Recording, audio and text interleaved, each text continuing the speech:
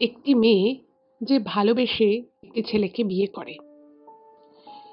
ছেলে মেয়েটি যখন নিজেরা একে অপরকে পছন্দ করে বিয়ে করে বা বিয়ে করার সিদ্ধান্ত নেয়, তখন মেয়ের বাড়ি থেকে সবকিছু ঠিকঠাক থাকলেও ছেলের বাড়ি থেকে কিন্তু প্রথম দিকে বেশ কিছুটা আপত্তি জানায়। কিন্তু তারা যখন বুঝতে পারে যে এই ছেলে এবং মেয়ে তারা একে অপরকেই বিয়ে করতে চায় এবং তারা একে অপরকে খুব ভালোবাসে, তখন কিন্তু ছেলের বাড়ি থেকেও আপত্তি তুলে নেয় এবং বেশ ঘটা করেই তাদের বিয়েটা হয়।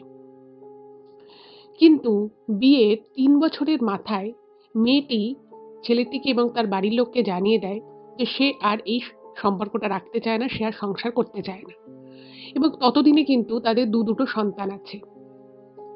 তো এমতাবস্থায় সবাই তাদেরকে বোঝানোর চেষ্টা করে যে তাদের কোথায় সমস্যা হচ্ছে। ইভেন এই যে মেয়েটি ডিভোর্স চায়, সংসার থেকে বেরিয়ে আসতে চায়, তার জন্য কিন্তু সুনির্দিষ্ট কোনো কারণ মেয়েটি দেখাতে পারেনি। ছেলেটির বাড়ির লোক বারবার বলে যে কি সমস্যা বলো। ইভেন ছেলেটি মানে বরটিও কিন্তু নিজেও জানতো না যে তার স্ত্রীর এত কি হঠাৎ করে সমস্যা হয়ে গেল যে দুটো সন্তানকে রেখে সে সংসার ত্যাগ করতে চায়। তো প্রথমেই সবাই ভেবেছিল যে মেয়েটি হয়তো সংসারে কোনো কিছু নিয়ে খুবই অখুশি, তাই হয়তো সে সংসার করতে চাইছে না।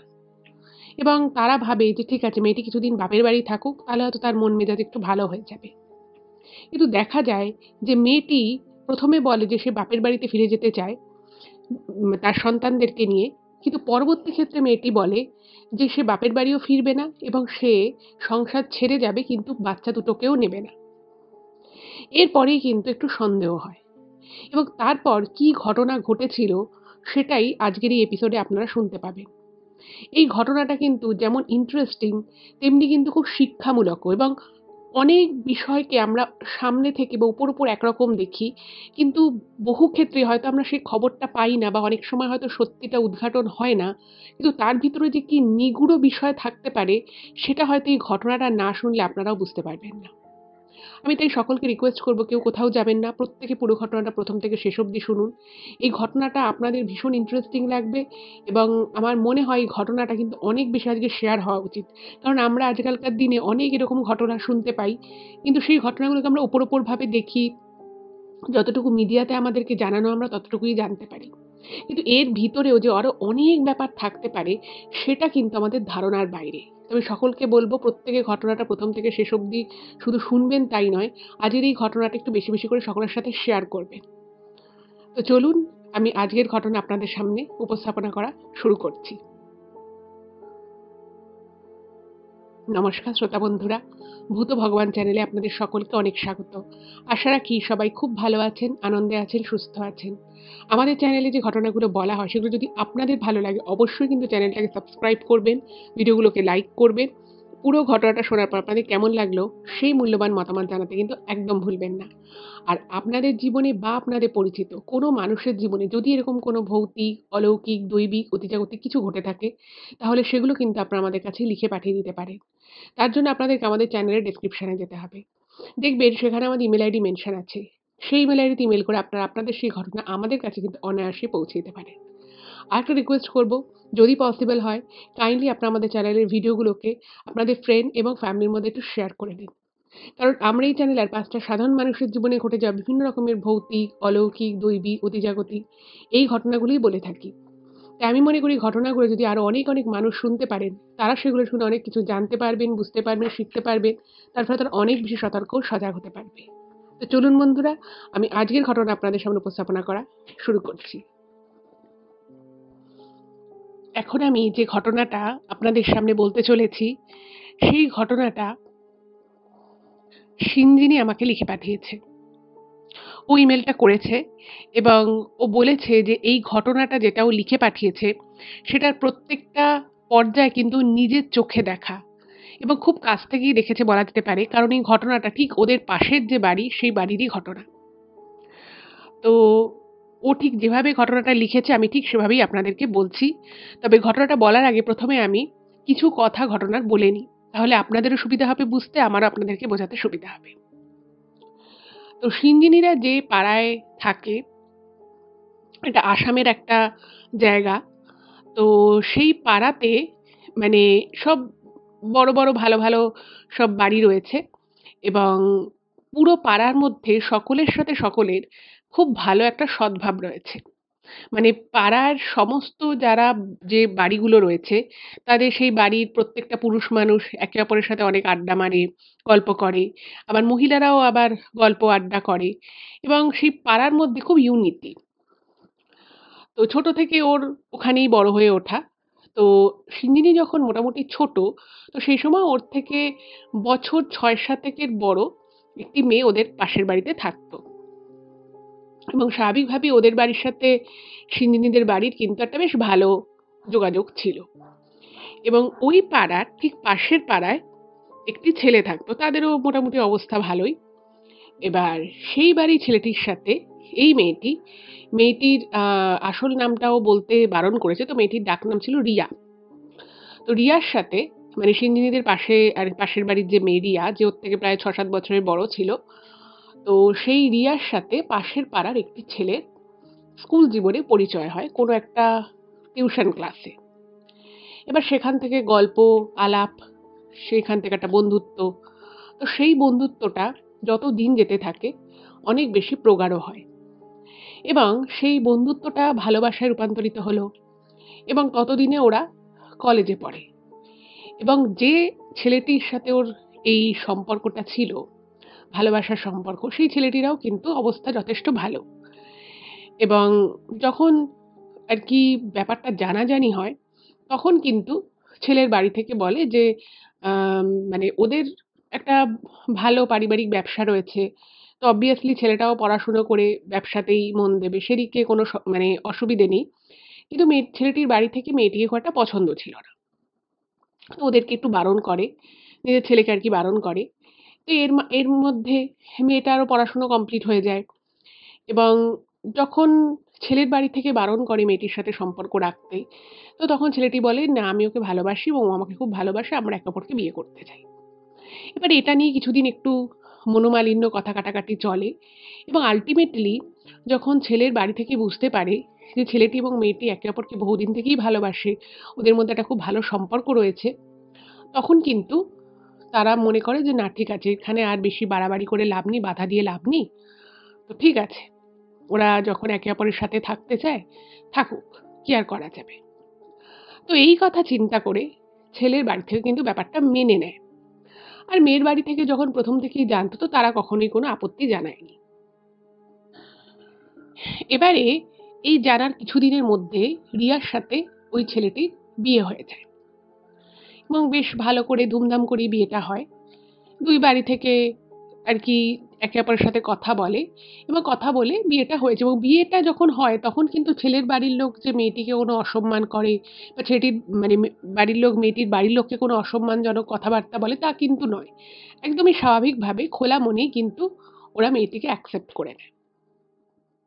এইবারে ছেলেটির এবং মেয়েটির বৈবাহিক জীবন শুরু হলো।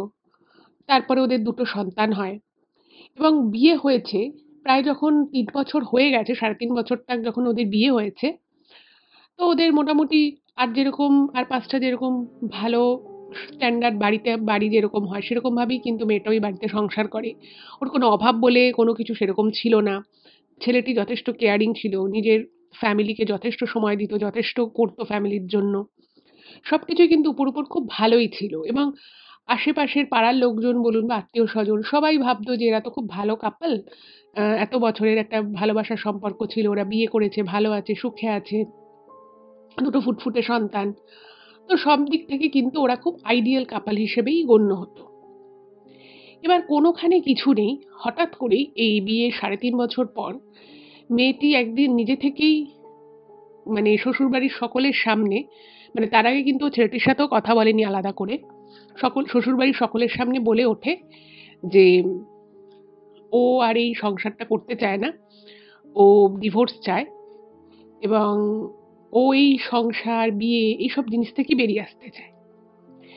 এবার এই কথাটা যখন ১ম ছেলেটি শোনে বা ছেলেটির বাড়ির লোক শোনে, তারা না মানে একদম হতভম্ব হয়ে গেছে। ১ম এ তো ভেবেছে ইয়ার্কি করছে। তো তারপরে যখন বুঝতে পারে যে না ইয়ার্কি করছে না, তো তখন ওরা হতভম্ব হয়ে গেছে যে কি এমন ব্যাপার হলো। এমন নয় যে রিসেন্ট ডেজে কোনো কিছু নিয়ে মনোমালিন্য হয়েছে বা ঝগড়াঝাটি হয়েছে, কিছুই সেরকম না। আর যেখানে দুটো ছোট ছোট বাচ্চা রয়েছে, তাদের একটা বিশাল রেসপন্সিবিলিটি রয়েছে অ্যাজ আ মাদার। তো সে কি করে হঠাৎ করে এরকম একটা কথা বলতে পারে, এটা ওরা কোনো কারণ খুঁজে পায় না। তো স্বাভাবিকভাবেই মেয়েটির বর, শ্বশুর-শাশুড়ি সবাই জিজ্ঞেস করছে, "কি হয়েছে বৌমা? তুমি এরকম কথা কেন বলছো?" তার হাসব্যান্ড বলে যে, "তোমার কি হয়েছে? কি তুমি পাওনি বা কি তোমার মনে অসুবিধে হয়েছে? কি তোমার মনে কোনো কিছু যদি তোমার খারাপ লেগে থাকে তুমি সেটা বলো। আমি সেটা এক্ষুনি সেটা করার চেষ্টা করব। তো তুমি একবার মুখে বলো। তুমি হঠাৎ করে কোনোখানে কিছু নেই। এত বড় একটা সিদ্ধান্তের কথা তুমি জানালে কি করে?" মেয়েটিকে প্রচুর বলে কিন্তু মেয়েটি মানে কোনো কিছুরই কোনো সুস্পষ্ট উত্তর দিতে পারে না। শুধু মেয়েটি এটুকু জানায় যে ওর এই সংসার করা, বিয়ে এই বিষয়টা আর ভালো লাগছে না। এবার ছেলেটা তো কিছুতেই বুঝতে পারছে না যে তার স্ত্রীর কি হয়েছে। কারণ রিসেন্ট টাইমে এরকম কিছুই হয়নি যেটা থেকে মেয়েটার মনে কোনো ক্ষোভ আসতে পারে, কোনো রাগ আসতে পারে বা সংসারের প্রতি সে মুখ ফিরিয়ে নিতে পারে সেরকম হতে পারে। তো সবাই মিলে অনেক বোঝায় এবং ওনার শ্বশুর-শাশুড়ি বলে যে, "ঠিক আছে তোমার যদি কোনো অসুবিধে থাকে সেটা তুমি বলো। আর যদি তুমি সেটা নাও বলো তোমার ২ টো বাচ্চা রয়েছে তাদের মুখের দিকে চেয়ে তো তোমাকে সংসারটা করতেই হবে। তুমি যখন কিছুই বলছো না।" তো তখন মেয়েটি বলে যে, "আমি ওসব বলতে পারব না। আমার এমনি ভালো লাগছে না।" তো ছেলের বাড়ির লোক তখন বলে যে, "দেখো এইভাবে তো কোনো ডিসিশন নেওয়া যায় না। এত বড় একটা কথা তোমার বাড়িতে জানে?" মানে মেয়েটির বাপের বাড়ির কথা বলে। তো মেয়েটা বলে, "না, আমার বাপের বাড়িতে কেউ জানে না।" তো ওকে বলে যে, "ঠিক আছে তুমি কিছুদিনের জন্য বাপের বাড়ি চলে যাও। সেখানে গিয়ে তুমি কথাবার্তা বলো। তুমি আগে মনটাকে শান্ত করো। সবকিছুর পিছনেই তো একটা কারণ থাকে। কোনো কারণ ছাড়া তুমি এত বড় একটা কথা নিশ্চয়ই বলছো না। তো তুমি কিছুদিন যাও বাপের বাড়িতে থাকো। তোমার মুড ভালো হলে যতদিন ইচ্ছে থাকো তারপরে তুমি এখানে যখন ইচ্ছা হবে চলে এসো।" এবার মেয়েটি বাপের বাড়ি যায়। ১ম এ ছেলেমেয়েদেরকে নিয়ে যেতে চাইছিল না। তারপরে ছেলেমেয়েদেরকে নিয়েই যায়। এবং মেয়েটি বলে যে, "আমি মিনিমাম ১ সপ্তাহ থাকব।" কিন্তু আচ্ছা এখানে একটা জিনিস বলে রাখি যেটা সিন্ডিনি জানিয়েছে যে ওই মেয়েটির সাথে কিন্তু এই সিন্ডিনির বেশ কথাবার্তা হতো। বিয়ের পরেও যখন বাপের বাড়ি আসতো, মানে পাশের পাড়ায় বুঝতেই পারছেন যাতায়াত তো লেগেই থাকতো। তো তখন কথাবার্তা হতো টুকটাক। কিন্তু এই যে এবারে মেয়েটি এলো, মেয়েটি এসে সেভাবে ওর সাথে কথাও বলেনি। ইভেন পাড়ায় কারো সাথেই সেভাবে কোনো কথাবার্তা বলেনি এবং ২ দিন থেকে মেয়েটি আবার চলে যায়। এবার মেয়েটি তো তার শ্বশুরবাড়িতে বলেছিল যে ১ সপ্তাহের জন্য সে বাপের বাড়িতে থাকবে। কিন্তু মেয়েটি ২ দিনের মাথায় যখন আবার শ্বশুরবাড়িতে চলে আসে, তো মেয়েটি এসে বলে যে, "আমার সিদ্ধান্তে কোনো পরিবর্তন হয়নি এবং পরিবর্তন কোনো হবেও না।" তো যাই হোক, এরপরে তো ছেলের বাড়ির লোকেরা মেয়ের বাড়িতে খবর দেয়। তারা আসে, পাশের পাড়ায় বুঝতেই পারছেন আসা যাওয়া লেগেই থাকতো। তো মেয়ের বাড়ি থেকেও তো মানে এইরকম একটা কথা শুনে সবাই অবাক হয়ে যায়। কারণ এই মেয়েটি যখন বাপের বাড়ি গেছিল ২ দিনের জন্য, সে কিন্তু তার মা-বাবার সাথে এই বিষয় নিয়ে কোনো কথা বলেনি। এবার তারা বলছে যে, "আবার কি কথা?" মানে মেয়ে বলছেও না কি কারণে সে সংসারে থাকতে চায় না, কিছু না। অনেক বোঝানো হয় কিন্তু মেয়েটিকে বুঝিয়ে কোনো লাভ হয় না। তো এরপরে যেটা ঠিক হলো যে, ঠিক আছে তাহলে ও যখন সংসার করতে চাইছেই না, তাহলে এরকম একটা মিউচুয়াল ডিভোর্স হবে এবং মেয়েটি তার বাপের বাড়িতে তার ছেলেমেয়েদের নিয়ে থাকবে। এবং এই ছেলেমেয়ে যারা রয়েছে তারা যেহেতু খুবই ছোট, ছোট, তো তাদের একটা মায়ের প্রতি ডিপেন্ডেন্সি আছে। তো ছেলের বাড়ির লোক এবং ছেলে মানে বাচ্চাগুলোর বাবা সে যখন খুশি আসবে, যাবে, বাচ্চাগুলোকে দেখবে। তো বাচ্চাগুলোর সাথে তার বাবার যেরকম সম্পর্ক সেরকমই থাকবে। তো প্রাইমারি ব্যাপারটা এটা ঠিক হয়।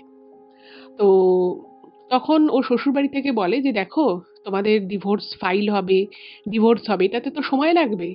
তো তুমি এই সময়টুকু এই বাড়িতেই থাকো। দেখো তোমার যদি মন মানসিকতা চেঞ্জ হয়।" এবং সত্যি কথা বলতে যেটা সেদিনই লিখেছে যে, ওর সাথে তো ওই পাশের পাড়ার যে ছেলেটির বিয়ে হয়েছিল তাদের সাথেও কিন্তু এদের খুব ভালো সম্পর্ক ছিল। এবং সবাই পাড়াতে ২ পাড়ার লোকই বিষয়টা জানতো এবং সবার সাথে সবার একটা খুব ভালো টার্ম ছিল। ফলে এই কথাগুলো সবারই জানা। মানে এই কথাটা মানে সবারই জানা বলতে আমি বোঝাতে চাইছি যে ছেলের বাড়ির লোক ভেবেছিল যে হয়তো ওর মনে কোনো কারণে কোনো কিছু নিয়ে ও খুব আপসেট আছে সেটা হয়তো ও বলছে না। তো যদি এই ডিভোর্স ফাইলের মাঝখানের সময়টা ও এখানেই থাকে, শ্বশুরবাড়িতেই থাকে, তাহলে হয়তো আস্তে, আস্তে ওর মন মানসিকতা চেঞ্জ হয়ে যাবে বা বাচ্চাগুলোর কথা ভেবেও হয়তো ডিভোর্স নেবে না। তো সেইজন্য ওকে প্রায় হাতে পায়ে ধরে ওকে বলে যে, "তুমি যতদিন না ডিভোর্স হচ্ছে তুমি এই বাড়িতেই থাকো এবং তুমি যতদিন ইচ্ছে এই বাড়িতে থাকতে পারো, কোনো অসুবিধে নেই।" এবার যেদিন থেকে এই বিষয়টা ঠিক হয়, ঠিক সেদিন থেকেই মেয়েটা কিন্তু ওর হাজব্যান্ডের সাথে কথাবার্তা বলা বন্ধ করে দেয় এবং শ্বশুর শাশুড়ি বা আরো বাকি যারা বাকিতে মানে বাড়িতে যারা যারা ছিল তাদের সাথেও কিন্তু খুব দরকার ছাড়া কথা বলতো না। আর বাড়ির লোক সবাই বুঝতে পারে যে হয়তো শ্বশুরবাড়ির উপরে বা বরের উপরে ওর কোনো রাগ আছে। কিন্তু একটা বিষয় দেখে সবাই আরো বেশি হতভম্ব হয়ে যায় যে ওই ছোট ছোট দুটো বাচ্চা তাদের মানে তাদেরকেও যেন ওর মানে টেক কেয়ার করতে বা তাদের জন্য কিছু করতে যেন মেয়েটা খুব বিরক্ত হচ্ছে, মানে ও যেন বাধা পড়ে গেছে, বাধ্য হয়ে করতে হচ্ছে সেরকম একটা ব্যাপার। এবং এই জিনিসটা দেখে কিন্তু সবারই খুব খারাপ লাগে। তারা ভাবে যে বড় মানুষরা আমাদের হয়তো কোনো কিছুর ভালো লাগেনি, আমাদের হয়তো কোনো কিছুর দোষ লেগেছে, সেটা তাও একরকম। কিন্তু এই ছোট বাচ্চাটাকে মনে হচ্ছে যেন ও বাচ্চাটার জন্য যেন কোনো কিছু করতে চাইছে না। দেখে বারবার মনে হচ্ছে যেন বিরক্ত হচ্ছে। এটা কেন? এরকম তো হওয়া উচিত না। এবং এইরকমভাবে মানে আস্তে, আস্তে ওরা ডিভোর্স ফাইল করে। তো সবকিছু তার পরপর যেভাবে মানুষ চায় সেভাবে তো হয় না। আর এই ধরনের আইনি প্রক্রিয়াতে অনেক সময় অনেক দেরিও হয়। তো ৬-৭ মাস যখন হয়ে গেছে তখনও কাজ সেভাবে কিছু এগোয়নি। কারণ বারবার কোর্ট থেকে বলছে যে আপনারা একটু সময় দিন, এত ছোট, ছোট দুটো বাচ্চা। তো এর মধ্যেই একদিন মেয়েটি কি করে, তার শ্বশুরবাড়িতে ঝগড়া করে বাপের বাড়ি চলে আসে। এবং বাপের বাড়ি যখন আসে তখন কিন্তু মেয়েটি একাই আসে। এবার বাপের বাড়িতে আসার পরে তার মা-বাবা বলছে, "তুই কেন এভাবে চলে এসেছিস? বাচ্চাগুলো কোথায়? বাচ্চাগুলো তো এত ছোট, তুই তাদেরকে না নিয়ে কি করে এলি?" তো মেয়েটা তখন বলে যে, "ঠিক আছে, আমি শ্বশুরবাড়ি গিয়ে বাচ্চাদেরকে কালকে নিয়ে আসবো।" এই বলে মেয়েটা সেদিনটা বাপের বাড়িতে থাকে এবং পরের দিন সকালবেলায় মেয়েটি নিজের বাপের বাড়ি থেকে বেরিয়ে যায় এবং এটা এটা বলে বেরিয়ে যায় যে ও শ্বশুরবাড়ি থেকে ওর কিছু জিনিসপত্র এবং বাচ্চা দুটোকে নিয়ে আসছে। এই বলে সেই যে মেয়েটি বাড়ি থেকে বেরিয়ে যায়, মেয়েটি কিন্তু শ্বশুরবাড়িতে যায় না। মানে যেটা বলেও বাড়ি থেকে বেরিয়েছিল যে আমি শ্বশুরবাড়ি যাচ্ছি বাচ্চাদেরকে নিয়ে আসতে, মেয়েটি কিন্তু নিরুদ্দেশ হয়ে যায়। এবং অনেক খোঁজাখুঁজির পরেও মানে ১ম এ তো বেশ অনেকক্ষণ হয়ে গেছে, ও শ্বশুরবাড়িতে ফোন করেছে। তো তারা বলে যে, "না, ও তো আসেনি এখানে।" তো তারপর চেনা পরিচিত বন্ধু-বান্ধব সবাইকে ফোন-টোন করা হয় এবং কোনো জায়গা থেকেই কিন্তু মানে ওই মেয়েটিরই আর কিন্তু কোনো খবর পাওয়া যায় না। এবার সে কোথায় গেল, মানে কেন গেল কিছুই বোঝা যাচ্ছে না। আর এইরকমভাবে মানে ও যেখানে, যেখানে যেতে পারে সম্ভাব্য যে জায়গাগুলো রয়েছে, সেই জায়গার সংখ্যাও কিন্তু খুবই কম। এবার সেই জায়গাতেও যায়নি, তো তাহলে গেল কোথায়? তো বাড়ির সকলে তো প্রচন্ড টেনশনে পড়ে যায়। কোথায় গেল, কোথায় গেল? তো তারা তারপরে পুলিশকে জানায় এবং তারাও তাদের মতো করে খোঁজার চেষ্টা করে। কিন্তু কোনো জায়গা থেকেই কিন্তু কোনো ক্লু পাওয়া যায় না।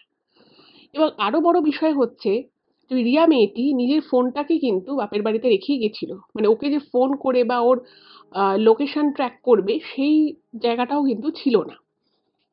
পাড়ার যে লোকজন ছিল তারা যখন এই কথাটা শোনে, তারাও কিন্তু খুব অবাক হয়ে যায় এবং পাড়ার লোকজন বলুন বা ওদের নিকট আত্মীয়স্বজন তারা কিন্তু একটা বিষয় বুঝতে পারে যে এই মেয়েটি কিছুদিন থেকেই একটু অন্যরকম হয়ে গেছিল। মানে সকলের সাথে যেরকম ও হাসি মুখে কথা বলতো বা মন খুলে কথা বলতো বা একটা স্বতঃস্ফূর্ততা তো থাকে। একটা মানুষ যখন আরেকটা মানুষের সাথে মেশে তো কোথাও সে একটা স্বতঃস্ফূর্ত ব্যাপার থাকে। কিন্তু এক্ষেত্রে যেটা হলো সেটা হচ্ছে মেয়েটি যে একটু রেস্ট্রিক্টেড হয়ে গেছিল, কারোর সাথে সেভাবে কথা বলতো না। এই বিষয়টা কিন্তু পাড়াতে অনেকেই বুঝতে পেরেছিল। যেমন শিঞ্জিনি আমি আপনাদেরকে বললাম যে ওর সাথেও কিন্তু মোটামুটি একটা ভালোই কথাবার্তা হতো। তো ওর সাথেও সেভাবে রিসেন্ট টাইমে আর কথা বলেনি। আর হঠাৎ করে মেয়েটা বাড়ি থেকে বেরিয়ে কোথায় চলে যাবে সেটাও কিন্তু সকলের বেশ খটকা লাগে। আর ওর শ্বশুরবাড়ি সেই পাড়াতেও মানে এই দুটো ফ্যামিলি একে অপরকে প্রায় বহুদিন থেকেই চেনে। আর ওদের ফ্যামিলিটা মানে ওর যে বরের যে ফ্যামিলি তারাও কিন্তু যথেষ্ট ভালো ছিল। ফলে শ্বশুরবাড়ি থেকে অত্যাচারিত হয়ে সে রাগে দুঃখে সে অন্য কোথাও চলে গেছে, এই বিষয়টাও কিন্তু কেউ ঠিক মেনে নিতে পারছিল না। ইভেন ওই মেয়েটির যে বাবা-মা তারাও কিন্তু তাদের জামাইকে বলুন বা তার শ্বশুরবাড়ির লোককে মানে দোষারোপ করবে সেই জায়গাটা কিন্তু ছিল না। কারণ তারাও দেখেছে যে যথেষ্ট তাদের মেয়েকে ভালোবাসতো, কেয়ার করত। ফলে তারাও বুঝতে পারল না যে হঠাৎ করে বিষয়টা কি ঘটল। আর ও কিন্তু নিজের ফোনটা রেখে গেছিল এবং তার ফোন ঘাঁটা হয়। সেই ফোন ঘেঁটেও কিন্তু এমন কিছুই পাওয়া যায় না যেটা একটু সন্দেহজনক হয়। তো বুঝতেই পারছেন, এইবারে কিন্তু আস্তে আস্তে সকলেই খুব চিন্তায় পড়ে গেল যে মেয়েটা গেল কোথায়। আর প্রশাসনের তরফে যোগাযোগ করা হলেও তারাও কিন্তু মানে ১ দিন ২ দিন ৩ দিন কেটে গেল, তারাও কিন্তু মেয়েটাকে খুঁজে বার করতে পারল না। সে কোথায় গেছে, কেন গেছে কিছুই বোঝা গেল না। এবং যেটুকু জানা জানা গেছিল সেটা হচ্ছে মেয়েটার কিন্তু খুব বেশি বন্ধু-বান্ধব ছিল না। ফলে খুবই আরকি লিমিটেড বন্ধু-বান্ধব এবং তারাও মোটামুটি আশেপাশেই থাকে। তাদের মধ্যে ২-১ জনের বিয়েও হয়ে গেছে। ফলে তাদের সাথেও যে ওর খুব বিশাল একটা সম্পর্ক ছিল বা তাদের সাথেও খুব মনের কথা শেয়ার করত সেরকম ব্যাপারও কিন্তু নয়। ফলে কোনো জায়গা থেকেই সেভাবে কোনো ক্লু পাওয়া গেল না। এবার সকলের চিন্তা বাড়ছে, দুটো ছোট ছোট বাচ্চা, তাদের কি হবে? সব মিলিয়ে কিন্তু ছেলের পরিবার এবং মেয়ের পরিবার ২ পরিবারই কিন্তু অত্যন্ত চিন্তায় পড়ে গেল। এইবারে ওই মেয়েটি নিরুদ্দেশ হওয়ার ৫ দিনের মাথায় ওর মায়ের কাছে মেয়েটির মায়ের কাছে একটি মেসেজ আসে এবং সেই মেসেজে মেয়েটি লেখে যে, "তোমরা আমাকে খোঁজার চেষ্টা করো না, আমি খুব ভালো আছি।" এবারে যে মুহূর্তে মেসেজটা বাড়ির লোক দেখতে পায়, সঙ্গে সঙ্গে ওই নাম্বারে ফোন করা হয়। তারপরে জানানো হয় যে এরকম নাম্বার থেকে মেসেজ এসছে। কিন্তু কোনোভাবেই ওই নাম্বারটার সাথে আর যোগাযোগ করা যায় না। এবং লাস্ট যেটা জানা গেছিল, ওই যে নাম্বারটা থেকে মেসেজ এসছিল, সেটা কিন্তু কলকাতারই কোনো কাছাকাছির কোনো লোকেশন থেকে মেসেজটা আসে। কিন্তু তারপর থেকেই ওই নাম্বারটা বন্ধ হয়ে যায়। সেখানে ফোন বা মেসেজ কোনো কিছু আর ডেলিভার হয় না। এবারে একটা যখন খবর পাওয়া গেল এবং যেটা লিখেছিল যে ও ভালো আছে, এরপরে বাড়ির লোক একটু সামান্য স্বস্তি পেলেও মেয়েটির হাসব্যান্ড বলুন, তার শ্বশুরবাড়ির লোক, ইভেন বাবা-মাও তারাও খুব চিন্তিত হয়ে পড়ে যে মেয়েটা তাহলে গেল কোথায়? এবং ও স্বেচ্ছায় কোথায় যেতে পারে? তো আশেপাশের অনেক মন্দির বলুন বা যেগুলো স্বেচ্ছাসেবী সংস্থা আছে সমস্ত জায়গায় খোঁজ খবর করা হয় কিন্তু কোথা থেকেই ওর কিন্তু কোনো রকম কোনো ক্লু পাওয়া যায় না। এবার আজকের ঘটনাটা যিনি পাঠিয়েছেন সিন্দিনী, তো ও লিখেছে যে ও নরমাল ফেসবুক তো ব্যবহার করে, আমরা সকলেই ব্যবহার করি। তো দেখবেন আপনারা হয়তো ফেসবুকে একটা ফিচার দেখতে পাবেন যে অনেক প্রোফাইলের ছবি দেয়া হয় এবং সেখানে প্রোফাইলগুলোকে আপনার ফিডে হয়তো চলে আসে এবং সেখানে পিপল ইউ মে নো বলে অনেক এরকম ছোট ছোট ছবি আসে, প্রোফাইল দেখায়। তো একদিন ও ফোন ঘাঁটছে, তো ফোন ঘাঁটতে ঘাঁটতে সিন্দিনী দেখে যে ওদের পাশের বাড়ির সেই মেয়েটি, যে মেয়েটি বিগত তখন হবে প্রায় আ ২৫-২৬ দিন মতো হয়ে গেছে মেয়েটি নিখোঁজ। তো সেই মেয়েটির ছবি, একটা ফেসবুক প্রোফাইল, সেই প্রোফাইলের নাম, সারনেম কিন্তু সম্পূর্ণ আলাদা। ওই মেয়েটির যা নাম ছিল বা সারনেম ছিল সেই নাম সারনেম নয়, সম্পূর্ণ আলাদা নাম সারনেম। কিন্তু মেয়েটির যে ছবিটা দেয়া রয়েছে সেই ছবিটা কিন্তু ওই মেয়েটারই ছবি। এবং ও সঙ্গে সঙ্গে প্রোফাইলটা ক্লিক করে প্রোফাইলটা দেখার জন্য। এবার ও যখন প্রোফাইলের ছবিটা দেখেছে, দেখেই তো অবাক হয়ে গেছে যে আরে এই মেয়েটা তো আমাদের পাশের বাড়ির মেয়েটা এবং সে প্রায় বিগত ২৫-২৬ দিন ধরে সে নিখোঁজ। কোনোরকম কোনো ক্লু পাওয়া যায়নি। তো সঙ্গে সঙ্গে কিউরিওসিটি বশত প্রোফাইলটা খোলার চেষ্টা করে কিন্তু প্রোফাইলটা খুলতে গিয়ে দেখে প্রোফাইলটা লক করা। এবার আপনারা তো জানেনই ফেসবুক প্রোফাইল যদি লক করা থাকে তো কারোর কোনো ডিটেইলস বা বাকি তার প্রোফাইলে কি ছবি আছে না আছে তার সম্পর্কে কিছুই জানা যায় না। কিন্তু ও সবথেকে বেশি একটা জিনিস দেখে অবাক হয় যে এবং ও নিশ্চিত ছিল যে এই যে ছবিটা রয়েছে প্রোফাইলে, এই ছবিটা কিন্তু ওই মেয়েটিরই ছবি। সে বিষয়ে কিন্তু কোনো সন্দেহ নেই। তারপরেও ও যখন সিন্ধিনী ওর মা-বাবাকে বলে যে এরকম আমি দেখলাম ছবিটা এবং ও প্রোফাইলটা সেভ করে রাখে, প্রোফাইলের লিঙ্কটা। তো ওর মা-বাবাও দেখে বলছে, "হ্যাঁ, এটা তো রিয়াই।" এবার এইটা দেখে না মানে ওনাদেরও খুব অদ্ভুত লাগে যে পাশের বাড়ির মেয়ে, সে এতদিন ধরে নিখোঁজ কিন্তু তার এই প্রোফাইলটা কোথা থেকে এলো এবং কে প্রোফাইলটা তৈরি করলো?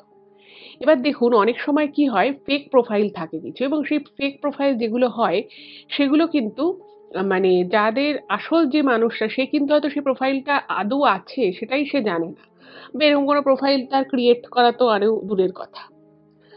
এবার ১ম এ না সিন্ধিনী ভাবে যে এটা সেটা সেরকমই হবে। সেরকমই আরকি কিছু ব্যাপার হবে এবং ও কিন্তু সেটা নিয়ে কিন্তু আ পাড়ায় অন্য কাউকে বলা বা মেয়েটার যে শ্বশুরবাড়ি তাদেরও লোকজনের সাথে ওদের চেনা পরিচিত ছিলই। তো ও না কিছু আর বলে না। ও ব্যাপারটা চেপে যায় যে হয়তো কোনোভাবে ওর প্রোফাইলটা হয়তো কোনো ফেক প্রোফাইল হয়ে গেছে, ওর ছবিটা হয়তো ইউজ করে অন্য কেউ প্রোফাইলটা মানে চালাচ্ছে। কিন্তু ও মাঝে মধ্যে না খুলে খুলে দেখতো, ওই যে লিঙ্কটা ও সেভ করে রেখেছিল মাঝে মধ্যেও দেখতো যে কোনো কখনো লকটা খুলেছে কিনা বা কিছু, কিন্তু দেখতো সেরকম কিছু নেই। এবার এই ঘটনার দিন 10 পরে ও যখন আবার প্রোফাইলটা কিউরিয়াসিটি বশত খুলে দেখে, ও দেখছে যে একটা পাহাড়ি জায়গা, এবং সেই পাহাড়ি জায়গায় ওই মেয়েটি নিজের প্রোফাইল দিয়েছে, মানে প্রোফাইল পিকচার হিসেবে সেই ছবিটা দিয়েছে। এবং ওই যে বললাম নাম এবং সারনেম কিন্তু ওই মেয়েটির নয়। এবার ও যখন এই ছবিটা দেখে তখন না ওর একটু খটকা লাগে। কারণ দেখবেন যে যদি কেউ কারোর ছবি ফেসবুক বা যেকোনো জায়গা থেকে চুরি করে যদি সেটা ফেক প্রোফাইল বানায়, সে মানে তার কিছুদিন পরেই আবার সে একটা নতুন ছবি পেয়ে যাবে, আহ, এবং সেই ছবিটা আবার সে প্রোফাইল পিকচারে চেঞ্জ করবে। এটা কিন্তু একটু অড। এবার সিন্ধির তখন মনে হয় যে এই ঘটনাটা ওর হাজবেন্ডের বাড়ির লোককে এবং ওর মা বাবাকে জানানো উচিত। এবং প্রথমে ওর মা বাবাকেই জানায়, পাশের বাড়ি যেহেতু সম্পর্ক খুবই ভালো ছিল। তো তারা যখন এই প্রোফাইলটা দেখে তারা কিন্তু ভীষণ রকমভাবে অবাক হয়ে যায়। তার কারণ হচ্ছে ওই প্রোফাইলে যে ছবিটা ছিল সেই ছবিটা কিন্তু ওই মেয়েটির বিয়ের আগের ছবিও নয়, বা বিয়ের পরেও ওরকম কোনো জায়গায় মেয়েটা ওরকম ড্রেস পরে ছবি তুলেছে সেরকমও কিছু নয়।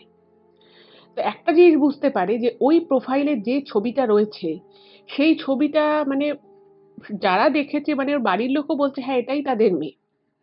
কিন্তু তখন বুঝতে পারে যে এই প্রোফাইলটা ওই মেয়েটি কিন্তু নিজে পরিচালনা করে, মানে এটা কোনো ফেক প্রোফাইল নয়। হয়তো ওর নাম সারনেমটা ফেক রয়েছে, কিন্তু এটা ও নিজেই প্রোফাইলটাকে চালনা করে।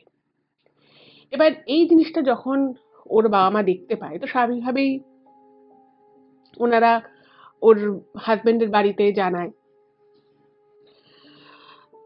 ওর হাজবেন্ড যখন এই ছবি দেখে, তো সে বলে যে না, এই ছবি তো আমার সাথে কোথাও ঘুরতে গেছিল, সেখানে গিয়ে তো এই ছবি তোলা নয়।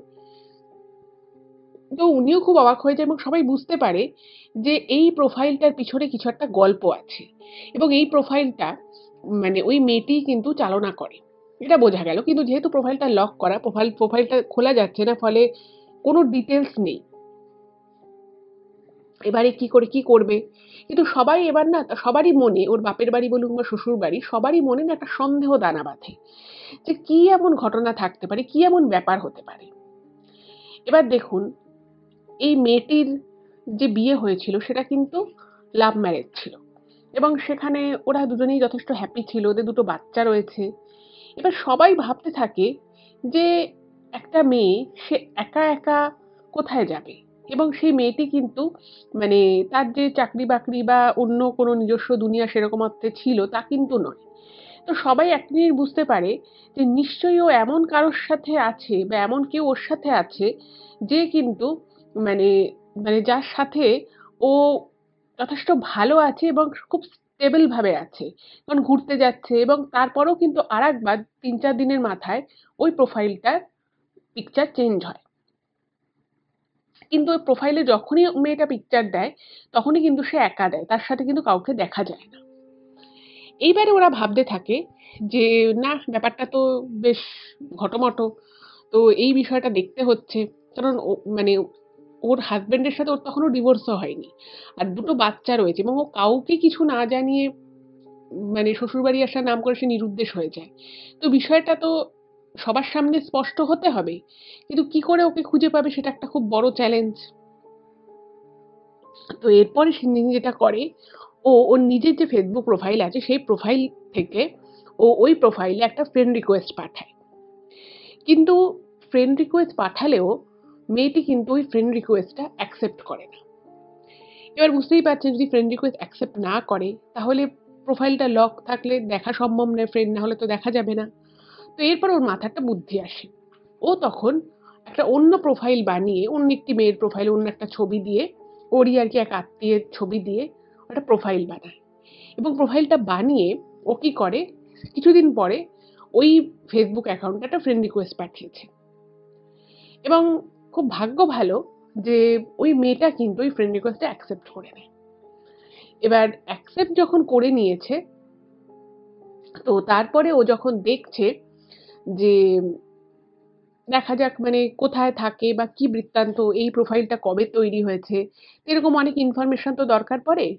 তো তখন ও যেটা দেখলো বা যেটা জানতে পারলো সেটা কিন্তু বেশ ইন্টারেস্টিং এবং খুব অদ্ভুত বিষয়। সেটা হচ্ছে যে ওই প্রোফাইলটা মাত্র ১ বছর আগেই মানে সেই অ্যাকাউন্টটা ক্রিয়েট হয়েছে এবং এই ১ বছর আগে যে ক্রিয়েট হয়েছে মানে ও বর্তমানে থাকে কলকাতায় এবং কলকাতার বিভিন্ন জায়গায় ওর ছবি দেয়া রয়েছে এবং দার্জিলিং ঘুরতে যাওয়ার সেরকম কিছু টুকটাক ছবি রয়েছে এবং সেই প্রত্যেকটা ছবিই কিন্তু রিসেন্ট টাইমের। এবং এগুলো যখন ও দেখে, ও না মানে পুরো হতভম্ব হয়ে যায়। এবং সেই প্রোফাইলে ও ওর সাথে অন্য কারোকে দেখতে না পেলেও স্পষ্ট বোঝা যাচ্ছে যে ও যে কারোর সাথে ঘুরতে গেছে মানে ও হয়তো কোথাও একটা ছবি দিয়েছে, সেখানে ২ টো কফি কাপ রয়েছে, খাবার দুজনের মতো রয়েছে। তো সেটা দেখে বুঝতে আর বাকি থাকে না যে ওর সাথে অন্য কেউ রয়েছে। আর না হলে এভাবে কলকাতা শহরে এত দূর থেকে এসে সেখানে সে কিভাবেই বা থাকছে। এইবারে মানে এই কথাটা আর কি ওর বাড়িতে জানায়, মেয়েটির বাড়িতে, এবং স্বাভাবিকভাবে ওর শ্বশুরবাড়িতেও খবর যায়। তো তারা সকলে মিলে ভাবলো যে না, একটা কৌশল বার করতে হবে, একটা ফাঁদ পাততে হবে, যাতে করে মানে ওকে মানে ও মেয়েটা অবধি আর কি পৌঁছানো যায়। কারণ ব্যাপারটা কি হলো, কি না হলো, কেন ও এটা এরকম করলো মানে এটা তো জানাটা খুব দরকার। এভাবে অমীমাংসিতভাবে তো কোনো কিছু থাকতে পারে না। তার মধ্যে ওদের অফিসিয়ালি ডিভোর্সও হয়নি। এইবারে বিষয় যেটা হলো, যেটা প্রধান সমস্যা হয়ে দাঁড়ালো, সেটা হচ্ছে যে মেয়েটার সাথে মানে কি করে জোগাড়, কলকাতা শহর তো একটা বিশাল বড় জায়গা। এবার ও কোথায় কখন থাকছে, কোথায় আছে, কার সাথে আছে, এগুলো তো বোঝা এত সহজ নয়। তো এরপরে ওদের একটা মাথায় বুদ্ধি আসে। তো মেয়েটির হাসবেন্ড কি করে, ও নিজের ছবি না দিয়ে একটা অন্য ছেলের ছবি দিয়ে একটা ফেসবুক প্রোফাইল বানায়। এবং প্রোফাইলটা বানানোর পরে ও কি করে, ওর বউয়ের যে অন্য যে প্রোফাইলটা ছিল, তো সেই প্রোফাইলে একটা ফ্রেন্ড রিকোয়েস্ট পাঠায়। তো সেই ফ্রেন্ড রিকোয়েস্ট যখন পাঠায়, তার ২-৩ দিনের মধ্যে ফ্রেন্ড রিকোয়েস্টটা অ্যাকসেপ্ট হয় এবং ইচ্ছে করেই ওর হাসবেন্ড হাই হ্যালো এরকম লিখে লিখে পাঠাতো। এবার প্রথমে ১-২ দিন কোনো রিপ্লাই আসেনি। তো তারপরে দেখছে মানে ওর স্ত্রী মানে যে নামটা নিয়ে আর কি ওই মেয়েটা নিজে প্রোফাইল খুলেছে, তো সেই নাম নিয়েই নিজেকে ইন্ট্রোডিউস করায় এবং রীতিমতো ওদের মধ্যে একটা কথাবার্তা শুরু হয়। তো ইতিমধ্যে ওর হাসবেন্ড কি করেছে, সেও তো একটা ফেক প্রোফাইল খুলেছে। তো সে ফেক প্রোফাইল খুলে জিজ্ঞেস করছে, তুমি কোথায় থাকো? তো সে তখন কলকাতার একটা জায়গার নাম বলে। তো এটুকু বুঝতে পারে যে মানুষটার সাথে ও ওরকম ভাবে ফেসবুকে চ্যাটে কথা বলছে, সেই মানুষটার কথা বলার ধরন বা যেভাবে মেসেজ লিখছে, সে সবকিছুই একদম সম্পূর্ণ আলাদা। মানে ছবিটা মেয়েটার হলেও ওর হাসবেন্ডের মনে হয় যে এই যে ছবিটাই মেয়েটা দিয়েছে, মানে ওকে একবার কায়দা করে জিজ্ঞেসও করে যে, "খুব সুন্দর ছবিটা, এটা কি তোমারই ছবি?" মানে ইভেন এভাবে জিজ্ঞেসও করে এবং মেয়েটি কিন্তু বলে, "হ্যাঁ, ওটা ওরই ছবি।" কিন্তু ওর হাসব্যান্ডের খুব খটকা লাগতে থাকে যে এই ছবিটা সেম হলেও ওনার স্ত্রীর মতো দেখতে হলেও সত্যিই কি আদৌ ও? এবং ওর হাসব্যান্ড তখন মনে করে যে না, এই ব্যাপারটা একবার দেখা উচিত। মানে সামনাসামনি যদি আমি দেখি তাহলে আমি বুঝতে পারবো যে এটা অন্য কেউ নাকি সেটা হচ্ছে ওর নিরুদ্দেশ হওয়া স্ত্রী। তো এরকম করে ওর স্বামী ইচ্ছে করেই সে ফেক প্রোফাইল থেকে কথাবার্তা আস্তে আস্তে বাড়াতে থাকে এবং কথাবার্তা বাড়তে হঠাৎ করেই একদিন ওই প্রোফাইল থেকে আর কি একটা মেসেজ আসে যে ওর মায়ের খুব শরীর খারাপ এবং সেটার জন্য অনেক টাকা পয়সা দরকার। ও খুব ডিপ্রেসড রয়েছে। বিভিন্ন জায়গা থেকে টাকাপত্র সংগ্রহ করছে। তো সেইজন্য এখন কিছুদিন ও কথা-টথা বলতে পারবে না। মাঝে মধ্যে ওই মেসেজে কথা হতো। এবার এদিকে এই শিন্নির পাশের বাড়িতেই ওর মা থাকে। ওর মা-বাবা কিন্তু কোনরকম কোনো বিশেষ অসুস্থতা রয়েছে সেরকম ব্যাপার একেবারেই নয়। আর ওই যে মেসেজটা এসছিল ওইটুকু কমিউনিকেশন বা ওইটুকু খবরই কিন্তু ওনারা পেয়েছে। তারপর থেকে ওনারাও কিন্তু নিজের মেয়ের সাথে কোনোভাবেই কোনো রকম কোনো যোগাযোগ করতে পারেনি। এবার বুঝতেই পারছেন যে এই বিষয়টা কিন্তু সন্দেহ আরো বেশি জোরালো হয়। যে তাহলে বিষয়টা কোন দিকে যাচ্ছে বা কি হলো? কিছুই বোঝা যাচ্ছে না। তো মানে ইচ্ছে করেই ওই মেয়েটির বর সে তখন বলে যে, "আমার কলকাতায় একটা কাজ আছে। আমি এখান থেকে কলকাতা যাবো। তো আমি কি যদি কোনো হেল্প করতে পারি আমি কিন্তু মানে করতে রাজি আছি। এবং ১ম এ একবার সে না বলে এবং তারপরে বলে যে, "ঠিক আছে আমার তো সবথেকে বেশি এখন টাকা পয়সাই দরকার। তো তুমি যদি কিছু টাকা ধার দিতে পারো আমি পরে তোমাকে টাকাটা শোধ দিয়ে দেবো।" তো এবার সেই প্রস্তাবে উনি কিন্তু রাজি হয়ে যায়। এবং সে বলে যে, "ঠিক আছে আমি এরকম যাবো।" তো তারপরে ফোন নাম্বার চায়। তো এবার ফোন নাম্বার কি দেবে? নিজের ফোন নাম্বার তো দিতে পারবে না। তো সে তখন একটা নতুন সিম কার্ড তোলে এবং সিম কার্ড তুলে সেই নাম্বারটা ওই মেয়েটিকে দেয়। এবং উনার তখন অবধি মনে বারবার সন্দেহ হচ্ছে। উনি ভাবছে যে এই মেয়েটাকে হয়তো আমার স্ত্রীর মতোই দেখতে কিন্তু হয়তো সে ব্যক্তি নয়। কারণ তার কথাবার্তার ধরন, তার মেসেজ লেখার স্টাইল বা সে যা, যা বলছে সেটার সাথে কোনো রকম কোনো মিল ওনার স্ত্রীর নেই। কিন্তু যখন ছবিগুলো দেখে তখন কিন্তু মনে হয় যে একটা মানুষ আরেকটা মানুষের মতো দেখতে হতে পারে। কিন্তু এতটা মিল থাকাটা কিন্তু খুব স্বাভাবিক নয়। আর তার থেকেও বড় কথা হচ্ছে যে ওনার স্ত্রী সে হঠাৎ করেই সংসার ত্যাগী হবে বলল এবং তারপরে সে মিথ্যে কথা বলে সে মানে নিরুদ্দেশ হয়ে গেল। সে কোথায় গেল কেউ জানে না, তার বাপের বাড়ির লোকও জানে না। এটা কি করে সম্ভব? তো প্রবল রকমভাবে মানে এটার পরে আরকি ২ বাড়ির মধ্যে কথা হয়। মানে মেয়েটির বাড়ির লোক এবং মেয়েটির মানে বাপের বাড়ি এবং শ্বশুর বাড়ি দু বাড়ির লোকই তখন বলে যে, "না একবার বিষয়টা সত্যি দেখা দরকার। কে আসলে?"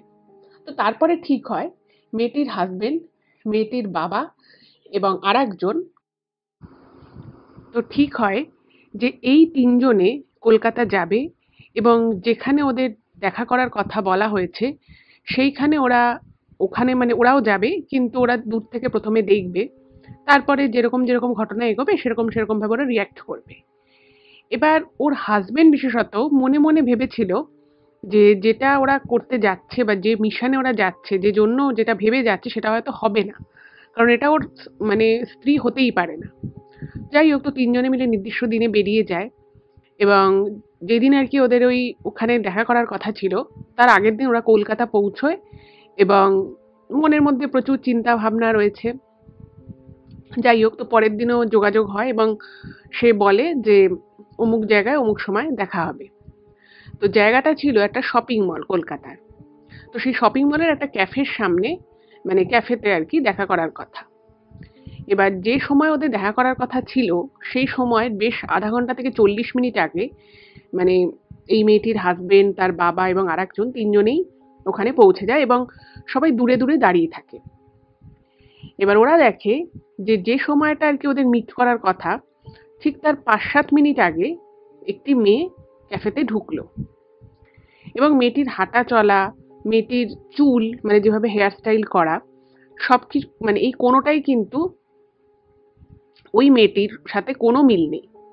কিন্তু দেখতে একদম সেম এবং তার গলার যে ভয়েস তো আর মানুষের ওভাবে চেঞ্জ হয় না, গলার ভয়েসও একদম সেম।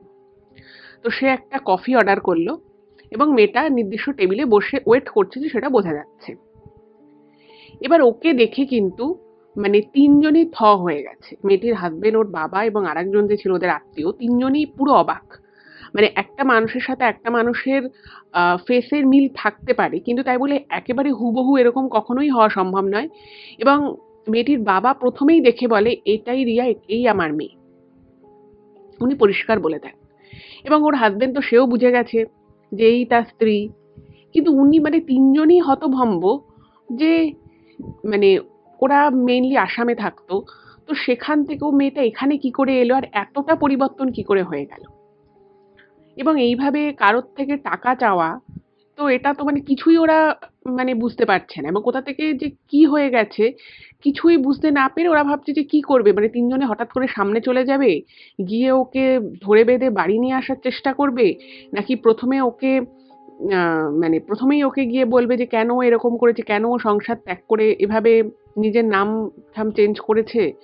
মানে কোন দিক থেকে যে শুরু করবে, কিভাবে মেয়েটার সামনে গিয়ে নিজেকে রিপ্রেজেন্ট করবে ওরা, সেটাই মানে ওকে দেখে ওরা ভুলে গেছে।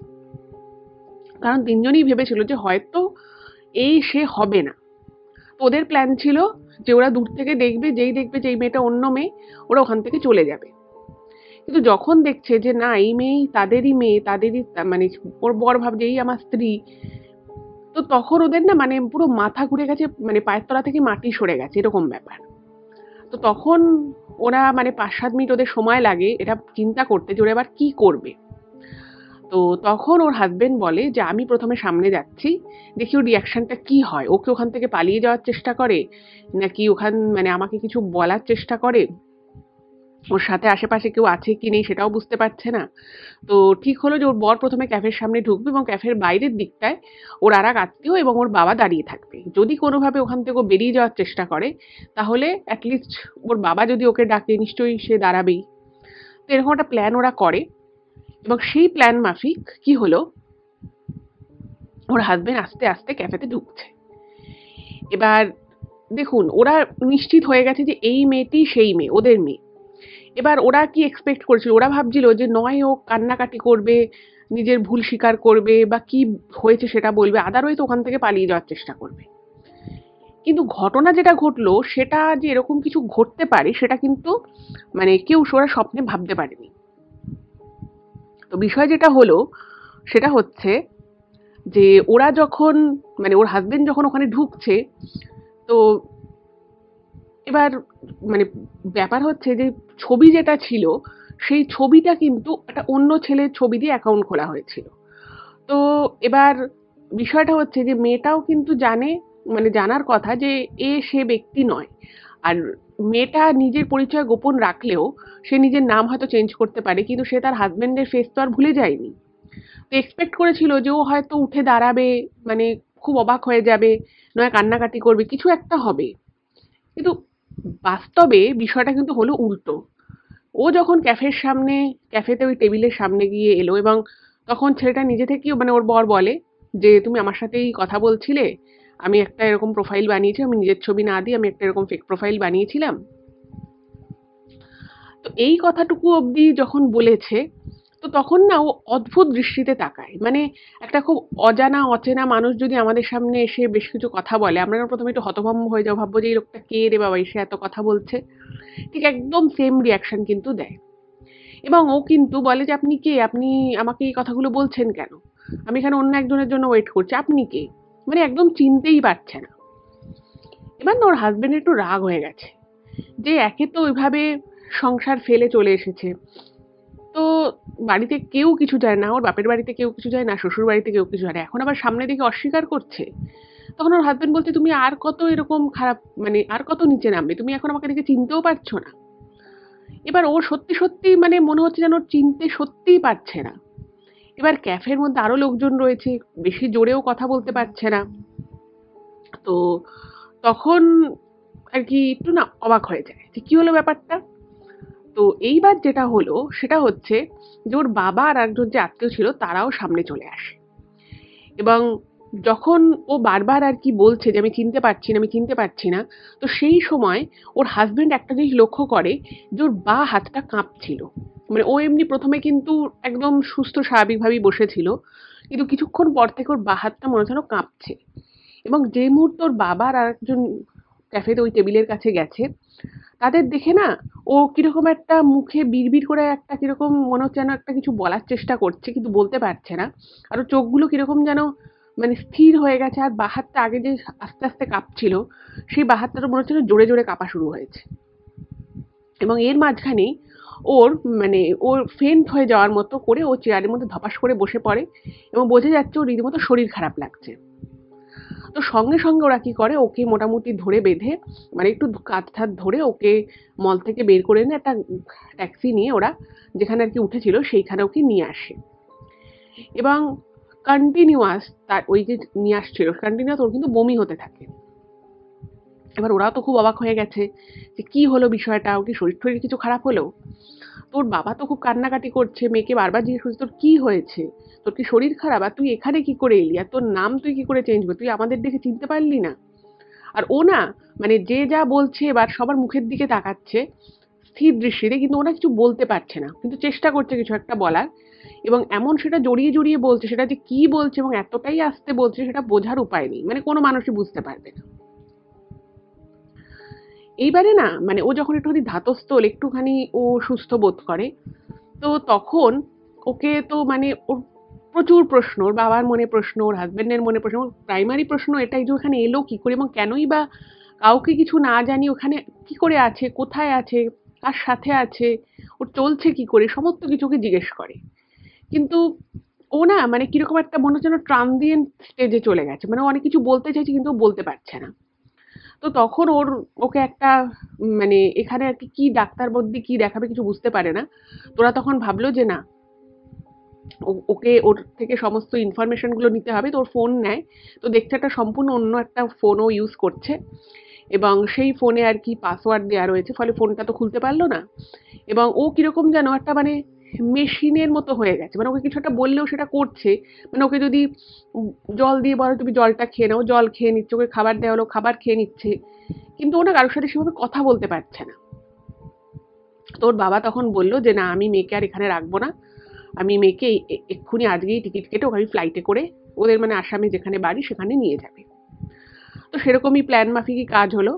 তো পরের দিনই ওরা ওকে নিয়ে চলে গেল এবং খুব অদ্ভুত বিষয় হচ্ছে ওর ব্যাগের মধ্যে কিন্তু ও বাড়ি থেকে শুধুমাত্র একটাই আই কার্ড নিয়েও বেরিয়েছিল এবং সেটা কিন্তু ওর পার্সে ছিল। এবং পার্সের ওই আইডি কার্ডটা দেখে আরো বেশি ওরা নিশ্চিত হয়ে গেল যে এইটাই ও, মানে ও মানে ওদের মেয়ে। এবং সেই আইডি কার্ডে ওর যে রিয়েল নাম যা ছিল সবকিছুই রয়েছে। এইবার তো ওকে নিয়ে যখন আসামে ফিরেছে, মানে তখনও কিন্তু স্বাভাবিক খুব একটা হয়নি, মানে ওই টুকটাক হ্যাঁ না এরকম বলছে।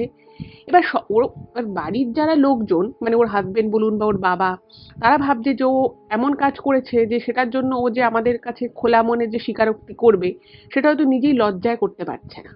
তো সেই জন্য ওরা রাগ দেখালেও সেভাবে তখন ওকে কিছু জিজ্ঞেস, মানে এর আগে তো জিজ্ঞেস করেছে কিন্তু ও সেভাবে উত্তর দিতে পারেনি। এবার যখন ওকে বাড়িতে আনা হয়েছে, প্রথমে ওর বাপের বাড়িতে ওকে আনা হয়, তো ওর মা তো মানে ওকে দেখে প্রচন্ড কাঁদছে। ওর মা বলছে যে কি দুটো তুই ছেলে মেয়ে রেখে তুই এভাবে নিরুদ্দেশ হয়ে গেলি, আর তুই কোথায় গেছিলি, আর কলকাতায় তুই কার সাথে গেলি, কেনই বা গেলি, তুই ওখানে কোথায় থাকতিস। তো তখন ও না মানে মনে হলো আবার ওর হাত পা শরীর কেঁপে কিরকম একটা যেন অজ্ঞান মতো হয়ে গেল।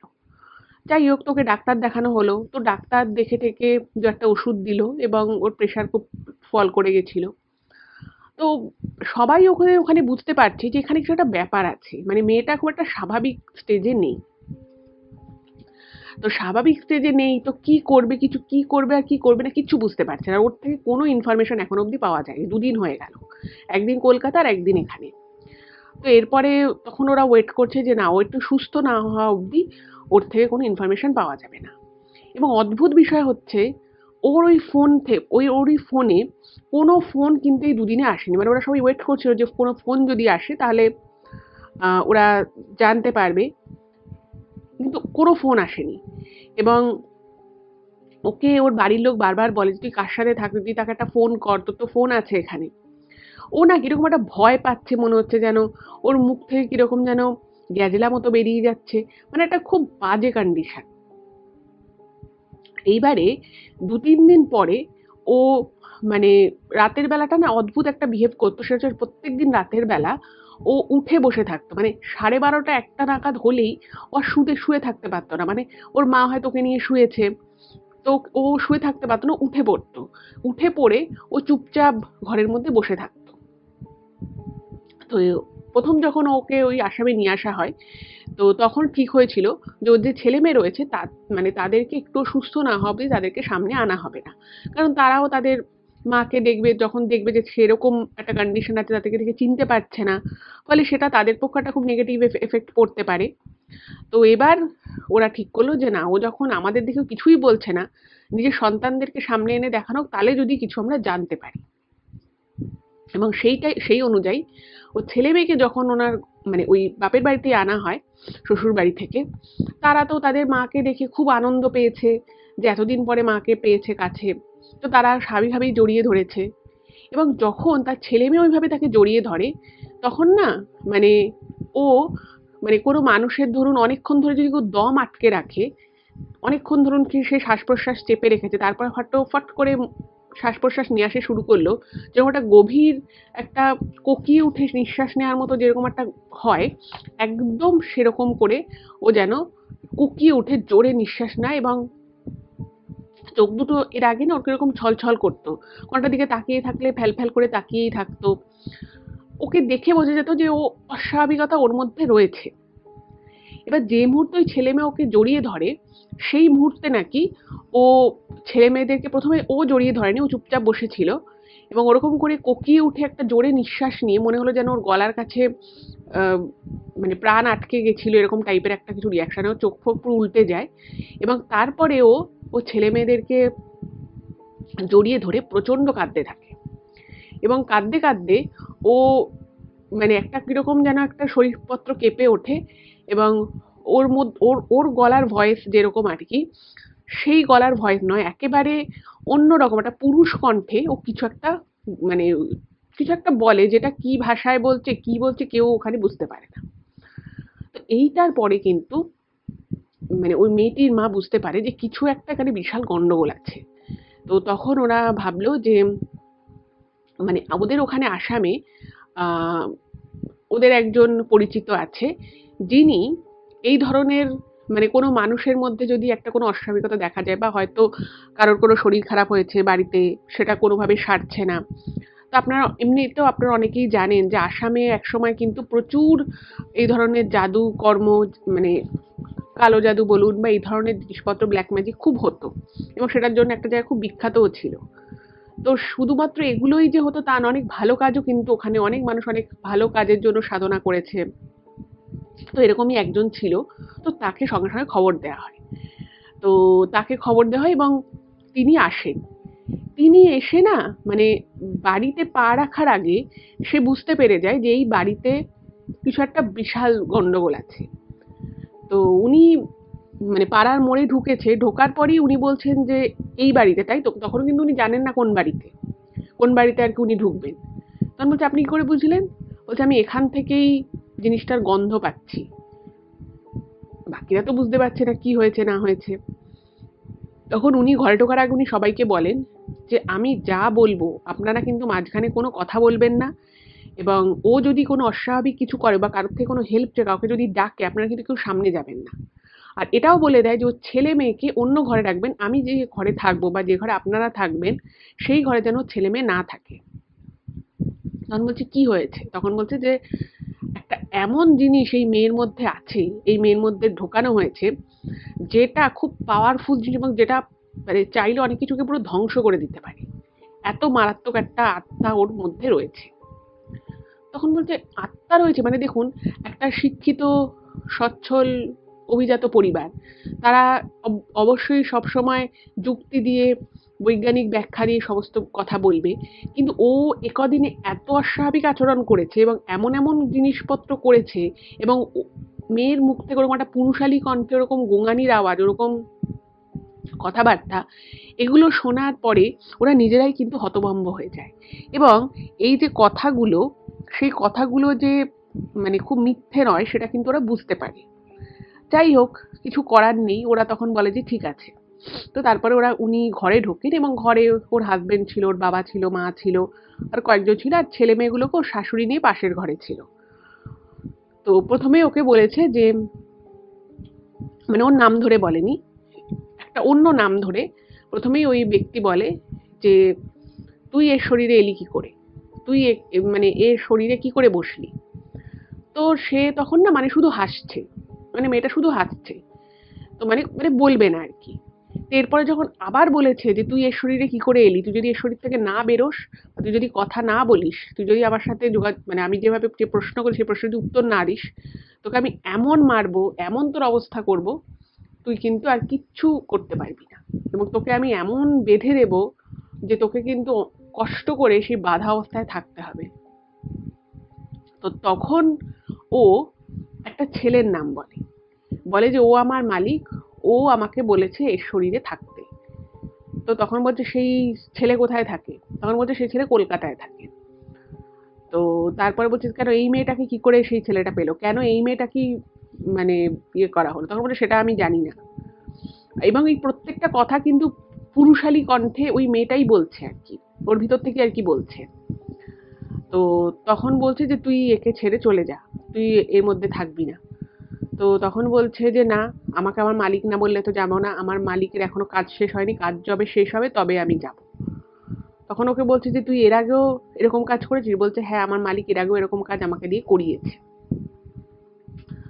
তো তখন উনি বলছে যে তুই এই মেয়েটাকে কষ্ট দিস না, এই মেয়েটার পরিবার রয়েছে, ওর সন্তান রয়েছে, ওর মা বাবা রয়েছে, ওর স্বামী রয়েছে, তুই একে ছেড়ে চলে যা। বলছে না, আমি যাব না।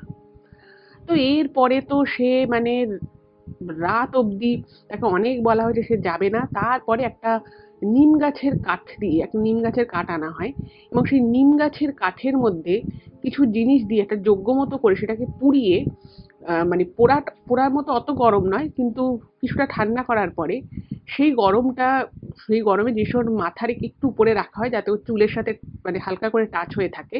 এবং তারপরে উনি কিছু একটা মন্ত্রতন্ত্র বলেন। তো সেরকম করে অনেক কষ্টে ও মানে এরকম বারবার বলে বিভিন্ন রকমের মন্ত্রতন্ত্র বলে যখন দেখছে তখন ওই জিনিসটা ওর শরীর থেকে যাচ্ছে না, তো তখন উনি বলে যে তুই যদি এবার না যাস, আমি কিন্তু তোকে এবার মানে পুরোপুরি বন্দি করে দেব, এবং না তুই মুক্তি পাবি কোনোদিন, না তোর কোনো কিছু ভালো হবে। তো অনেক কিছু করে ঠোরে তারপরে ওই জিনিসটা ওর শরীর থেকে বেরিয়ে যায়। এবং অদ্ভুত বিষয় হচ্ছে, যেদিন বেরিয়ে যায় সেদিনকে মানে পাশের বাড়িতে তো গিন্নিরা থাকতো, তো ওরা বলছে যে কোনোখানে ঝড় নেই, বৃষ্টি নেই, পুরো ঝনঝনিয়ে মানে ওদের বাড়ির একতলার সমস্ত কাজ ভেঙে পড়ে যায় একদম। তো তখন ওরা জানতো না যে এরকম ঘটনা ভিতরে ঘটছে, তো ওরা ভেবেছে কোনো কারণে হয়তো ভেঙে গেছে। যাই হোক, তো এবার যেটা হলো সেটা হচ্ছে যে এরকম ভাবে ওই জিনিসটা তো শরীর থেকে বেরিয়ে গেল। তো ও না তখন মানে পুরো দম বন্ধ হয়ে এলে মানুষ যেমন শেষবারের মতো দম নেওয়ার চেষ্টা, পরিষ্কার বুঝতে পারে সবাই যে ওর গলার কাছে কিছু একটা যেন চেপে ধরেছে। তো গলার কাছে দুই হাত দিয়ে মানে বাঁচার জন্য বা শ্বাস নেওয়ার জন্য মনে হচ্ছে ও ছটফট করছে। তো তখন উনি ক্রমাগত ঠাকুরের নাম করে যাচ্ছেন, ঠাকুরের নাম জপ করছেন, আর বাকিদেরকে বলছেন কেউ কিন্তু ওকে তোমরা ছোবে না, ওকে কোনো সাহায্য করার দরকার নেই, ও ঠিক হয়ে যাবে।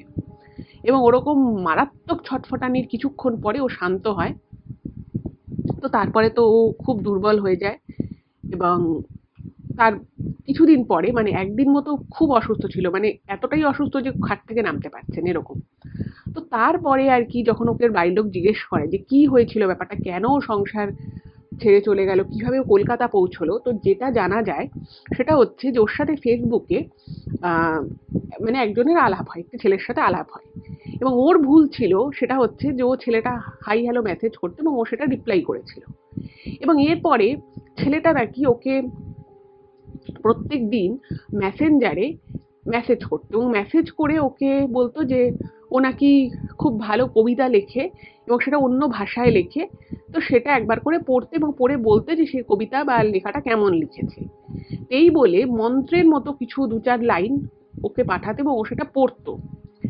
এবং ও যেটা বলে যে ওটা পড়ার পরে ওর মাথার মধ্যে ঝিমঝিম করতো, এবং ও সবকিছু খুব বাজে লাগতো, মানে সংসারের কাজকর্ম, মানুষজন, ও নিজের আপন মানুষজনকে ও একদম পছন্দ করতো না। এবং খালি মনে হতো যে যে এটা পাঠাচ্ছে সে, এবং যে লেখাগুলো পাঠাচ্ছে সেই লেখাগুলোই ওর পড়তে ভালো লাগে, এবং যে ওকে এই মেসেজগুলো করছে তার সাথে ওর কথা বলতে ভালো লাগে। মানে অদ্ভুত রকম এটা একটা বশীকরণ টাইপের বলা যেতে পারে। তো এগুলো যখন হতে থাকে একটা সময় ওর মনে হয় যে সত্যি ওর মনে হয় নাকি যে ওর সংসারে থাকা উচিত না। তো এই বিষয়ে ওকে নাকি ওই যার সাথে আর কি ও ওই মেসেঞ্জারে কথা বলতো, তো সেই ছেলেটি নাকি ওকে বলে যে তুমি সমস্ত আমার সাথে যে কথাবার্তা হতো সেগুলো তুমি সব মুছে দাও, এবং আমি তোমার মানে ওকে একটা নাকি ফোন পাঠায়, তো বলে যে তুমি সেই ফোনটা ব্যবহার করবে এবং সেখানেই আমরা কথাবার্তা বলবো। এবং এই করে ও আস্তে আস্তে কিন্তু সত্যি সংসারের প্রতি ওর একদম মানে যাকে বলে একদম মানে বিতৃষ্ণা চলে আসে, এবং ও তখনই সংসার থেকে বেরিয়ে যায়। এবং সেই জন্য ওর ফোনটা যখন পাওয়া গেছিল, ওর ফোনে কিন্তু এই ধরনের কোনো এভিডেন্স ছিল না। এবং এরপরে নাকি ছেলেটি ওকে বিভিন্ন রকম ভাবে বলে কয়ে ওকে ওখান থেকে নিয়ে আসে, এবং প্রথমে ও আসামেরই একটা জায়গায় আসে, এবং সেখান থেকে ছেলেটা ওকে নাকি একজন মহিলাও ছিল, তো সে ওকে কলকাতা নিয়ে আসে। এবং কলকাতা আনার পরে ও একটা হস্টেল মতো জায়গায় থাকতো, এবং সেই হস্টেলে মানে ও ছাড়া আরো দু চারটে মেয়ে থাকতো, এবং ওর অনেক কিছু মনেও নেই, কিন্তু ও যেটুকু বলতে পেরেছে যে ওই ছেলেটা নাকি ওকে বলতো যে তুমি এর সাথে কথা বলো, মানে বিভিন্ন লোকের সাথে কথা বলে বিভিন্ন জায়গা থেকে ওর টাকা নিয়ে আসতো। এবং ওকে যখন জিজ্ঞেস করে তুমি টাকাটা কাকে দিতে, তখন ও বলছে ওই ছেলেটা নাকি টাকাটা নিয়ে নিত। এবং অদ্ভুতভাবে ওকে প্রত্যেকদিন খাওয়ার সময় ওকে, মানে ওই হোস্টেলে তো খেতে দিত, তো ওকে একটা জিনিস দিত রোজ খাওয়ার জন্য। আর প্রত্যেকদিন একটা মন্ত্র ওকে নাকি বলতো যে শোয়ার আগে পড়তে। এবং ও বলে যে আমি জানি না আমি কত মাস বাইরে আছি, মানে ও যখন এখন বাস্তবে রয়েছে, ও যখন বুঝতে পারছে ওর সাথে কি হয়েছে, ওর মনেই নেই যে ও আদতে কত মাস আগে বাড়ি ছেড়েছিল। এবং ও মানে অর্ধেক জিনিস ওর মনে নেই। আর সংসারের কথাও পুরোপুরি ভুলে গেছিল, এবং যার জন্য ওর স্বামীকে যখন প্রথমবার দেখে ও সত্যিই চিনতে পারেনি। মানে এমনই তার আর কি প্রভাব আর কি হয়। এবং তারপরে যখন ওর বাবাকে দেখে আর একজন আত্মীয়কে দেখে, তখন না ওর ইচ্ছে থাকলেও ও মানে পুরোপুরি নিজের মধ্যে ফিরতে পারেনি, এবং সেই জন্যই কিন্তু ওর হাত কাঁপছিল। তো এরপরে ওই মানে ও তো মোটামুটি সুস্থ হয়ে যায়, কিন্তু যে আরেকজন যে ব্যক্তি এসেছিল যে কাজটা করেছিল সে বলেছিল এটা মানে ও কিন্তু এখন এটা থেকে পুরোপুরি মুক্ত হয়নি। তো ওকে একটা জিনিস দেবো, এবং ওর ভিতরে একটা জিনিস রয়ে গেছে। তো তারপরে নাকি ওকে একটা জিনিস খাওয়ায়, এবং সেটা খাওয়ার পরে ও নাকি প্রচন্ড বমি করে। এবং বমি করার পরে একটা সুতো মতো নাকি ওর মুখ থেকে বেরোয়, বেশ লম্বা বড় সুতো। এবং সেই সুতোয় নাকি 28টা ছোট ছোট ছোট ছোট গিঁট দেয়া ছিল। এবার একটা মানুষের শরীরে এরকম একটা সুতো কি করে মাসের পর মাস থাকতে পারে, সেটা তো খুবই অদ্ভুত বিষয়টা থাকা কি আদৌ সম্ভব সেটা আমরা কেউই জানি না, কিন্তু এটা নাকি সত্যি হয়েছিল। আর যেটা হয়েছে সেটা হচ্ছে যে ওই ছেলেটার মানে সে যে কাজটা করে, সে এরকম হয়তো বহু মেয়ে হোক বা মহিলা হোক তাদেরকে এরকম ভাবে ফাঁসায় কথা বলে, এবং তারপরে কিন্তু তাদেরকে বশীকরণ করে তাদেরকে দিয়ে বিভিন্ন জায়গা থেকে কিন্তু টাকা নিয়ে আসে। তো তারপরে ওই ছেলেটাকে খোঁজার প্রচুর চেষ্টা করা হয়। ছেলেটার ছবি বলুন বা সমস্ত কিছু দেখিয়ে অনেক কিছু করার চেষ্টা হয়। কিন্তু যেটুকু বোঝা যায় যে ওর যে ছবি দিয়েছিল বা যে নাম বলেছিল সেটা কিন্তু অ্যাকচুয়ালি ভুয়ো নাম ছিল। মানে ওই নাম দিয়ে কিন্তু ওইভাবে কোনো খোঁজ খবর কিছুই পাওয়া যায় না। কিন্তু যাই হোক, ও মানে ওর কিছুটা শারীরিক ক্ষতি হয়েছিল, যেমন ওর প্রচন্ড দুর্বল হয়ে গেছিল। তার মধ্যেও যা খেত খেয়ে সহ্য করতে পারতো না, হজম হতো না। তো তারপরে সেগুলো আস্তে আস্তে সময়ের সাথে ডাক্তার দেখিয়ে ঠিক হয়ে যায়। কিন্তু ওর এই ফেসবুকের ফাঁদে পা দিয়ে, মানে কারোর প্ররোচনায় ও যে ক্ষতিটা ও সংসারের প্রতি করে ফেলেছিল সেটা কিন্তু কখনোই আর ঠিক হয়নি, মানে ঠিক হওয়ার কথাও নয় এরকম কোনো একটা কাজ করলে। কিন্তু তারপরে আর কোনো সমস্যা হয়নি, ওর সংসারেও ছেলে মেয়েদের নিয়েও ভালোভাবেই তারপরে সংসার করছে। কিন্তু এই যে ঘটনাটা ঘটে গেছে এটা কিন্তু মানে সবাই খুব হতবাক হয়ে গেছিল যে মানে এরকম ঘটনা ঘটতে পারে কি করে। এবং ফেসবুকে কারোর সাথে আলাপ হলো, সে যে এতটা ফ্রড, এবং সে মানে খুব সিদ্ধ হস্তে অনেকের সাথে মানে এই কাজগুলো করছে, এবং এই কাজগুলোতে সাকসেসফুল হওয়ার জন্য সে কিন্তু কালো জাদু জাতীয় বা বশীকরণ, মানে খুব স্ট্রং বশীকরণ জাতীয় কিন্তু কাজ করছে, যার জন্য কিন্তু অনেকেই আমরা অনেক সময় অনেক ঘটনা শুনি যে অনেকে ঘর থেকে চলে গেছে বা এরকম খুব খারাপ কিছু ঘটিয়ে ফেলেছে। এগুলো যে সবসময় মানুষ যে খুব সুস্থ মস্তিষ্কে করে তা কিন্তু নয়। অনেক সময় অনেক কিছুর প্রভাবে বা তাদের দ্বারা প্রভাবিত হয়েও কিন্তু এরকম ঘটনা ঘটছে। এটাই ছিল আজকের ঘটনা। কেমন লাগলো অবশ্যই জানাবেন। যদি ভালো লাগে প্লিজ চ্যানেলটাকে সাবস্ক্রাইব করবেন, আর এই ভিডিওগুলো একটু সকলের সাথে শেয়ার করে দিন। ভালো থাকবেন, দেখা হবে আবার পরবর্তী এপিসোডে। নমস্কার।